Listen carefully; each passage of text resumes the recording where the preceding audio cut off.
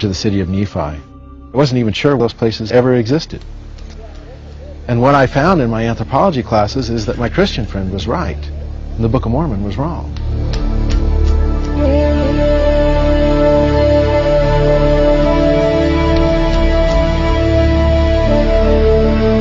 The biblical world, as reflected in the scriptures, is matched by the plants and the trees, and we know these.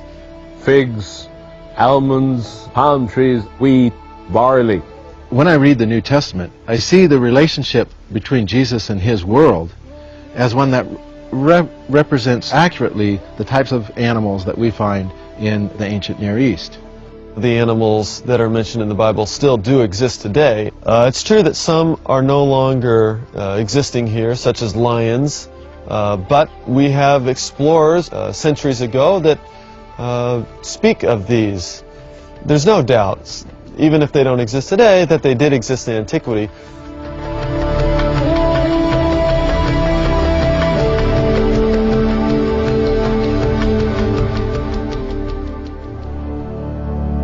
The Book of Mormon describes how Lehi's sons explore the land after their arrival in the Americas. 1 Nephi 18 says, "There were beasts in the forest of every kind, both the cow and the ox and the ass and the horse and the goat." 2 Nephi 12:7 says, "The land is also full of horses." And the Book of Mormon suggests the use of horse-drawn chariots during massive battles involving tens of thousands of warriors. The Book of Mormon also records other aspects of the culture, including its agriculture. In Mosiah chapter 9 it says, "They began to till the ground with seeds of wheat and barley." We would expect to find remnants of the types of plants and animals that they raised. Instead, what we find are turkeys and llamas and dogs. We find corn and beans and squash. What we see in the Book of Mormon are all the wrong plants, things like wheat and barley in ancient America. We don't see wheat here. We don't see cattle, sheep, goats. No horses during Book of Mormon times, no elephants during Book of Mormon times, completely absent. The Mayas didn't have beasts of burden. They didn't have horses, for example.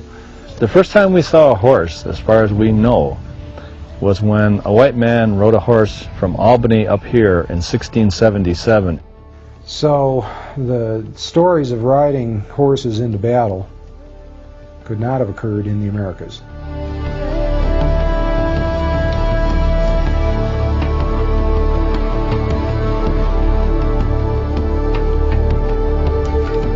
Both the Nephites and Jaredites are said to have processed ores and worked with many kinds of metal. 1 Nephi 18:25 says that Lehi's family did find all manner of ore, both gold and silver, and of copper.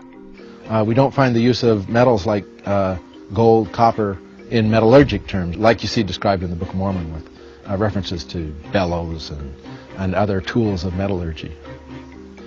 The Book of Mormon specifically stated that there was steel in the New World. It's very easy to find the places where the steel is smelted. Even if you don't find the steel objects, not a single site has been found that can be said, yes, steel was smelted here. And what is really surprising about the Maya is the fact that they didn't use metal. It is the lack of specific types of metal in the Americas that poses a serious problem for the Book of Mormon account, which claims that both the Jaredites and Nephites used metal armor and weapons in their warfare, metal coins for their currency, and are even described as using metal plates to write on. The heading under chapter 19 in 1 Nephi states that Nephi makes plates of ore and records the history of his people. Helaman 3:15 describes the Nephite writings saying, "There are many books and many records of every kind, and they have been kept chiefly by the Nephites." One of the things that is said about the Nephites is that they were a culture with writing. Now, a culture with writing leaves records. And if that number of people did not leave a record, well, I don't think they existed. And other records and accountings say that there were just, hundreds or thousands of plates and records of the people. The idea that there could have been an empire that lasted for 1,000 years, that claimed to be literate, and for there to be no historical trace at all is extremely far-fetched. Any indication that the ancient Americans between 600 BC and 400 AD wrote on metal plates? No.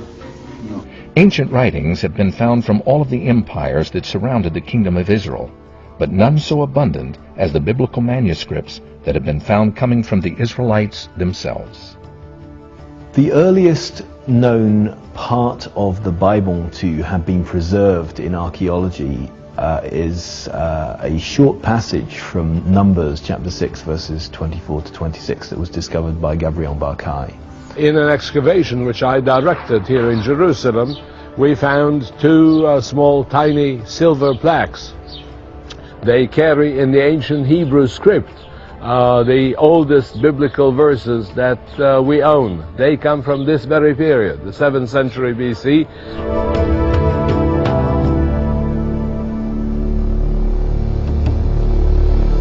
Well, here we've climbed up the mountain in Qumran, and this is cave number 1. This is where the Dead Sea Scrolls were discovered in 1947. Every single book of the Old Testament, apart from possibly the Book of Esther, is found in the Dead Sea Scrolls. And so now we have copies of the Old Testament books from the Dead Sea Scrolls from 200 to 100 BC. For the Greek New Testament, we have around 5,500 manuscripts that's containing part or all of the Greek New Testament. So we've got plenty of evidence for the Greek Gospels, for the Greek letters in the New Testament that go way, way back to very early on, to only a matter of a few decades after they were first written. By contrast, we have no ancient copy of the Book of Mormon.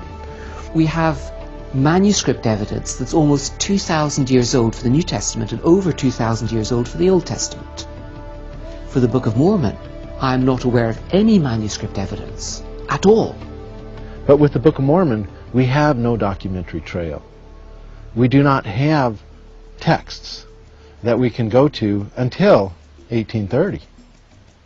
Between the events in the Book of Mormon, which supposedly ended in 400 AD, and the first documentary trace is 1,400 years before we find any sort of documentary trace. What this suggests to me is that the book itself was constructed in the 19th century. Where are the documents? Where's the history that we find ample, abundant when we're dealing with the Bible? Why don't we find it with the Book of Mormon too? If you had the textual support of ancient documents for the Book of Mormon that say the Bible has, would you have lost faith in the Book of Mormon?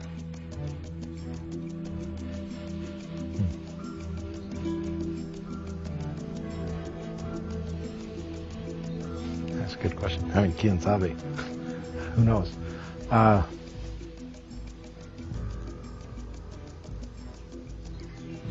It would certainly help the situation if the Book of Mormon had a documentary trail and artifacts that would support its claims. It would certainly, we might be able to refer to it then as a historical document.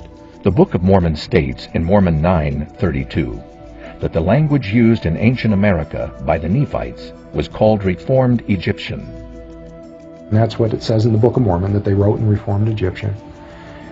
Would a Hebrew around about 600 BC know how to write in the ancient Reformed Egyptian? What's ancient Reformed Egyptian? Linguists and others will state that they've never heard of Reformed Egyptian, unless they're Mormon. And the reason why the mainstream linguists don't have anything to say about it is because